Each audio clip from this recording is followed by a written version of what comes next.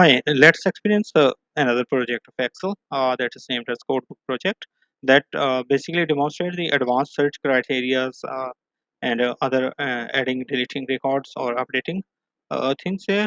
Another thing it demonstrates that data is protected on this workbook. We only see this launch application button on dashboard, and no other sheet is available to be unhidden unless a password by the admin is provided to see these uh, sheets.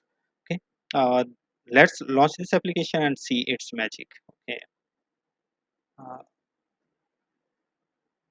it is currently processing and getting the drop downs fill. We can provide multiple criteria. Let's say I say uh, code book number 2. I want to see all records of the code book number 2, and it is filters on this.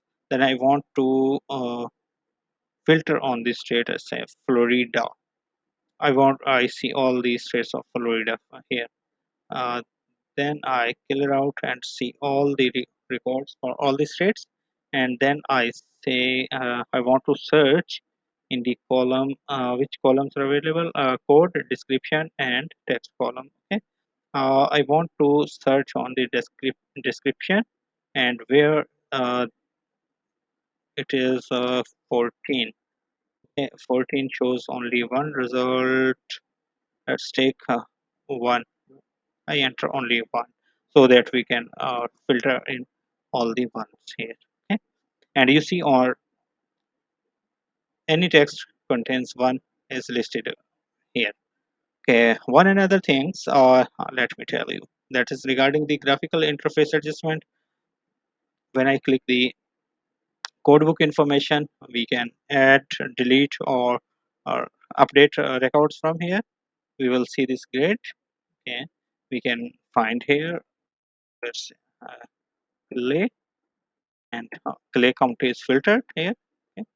We see the things being updated here, and another thing is available here, that we can adjust zoom in, zoom out, height and width, plus minus, increase, decrease, and we can also reset the interface here.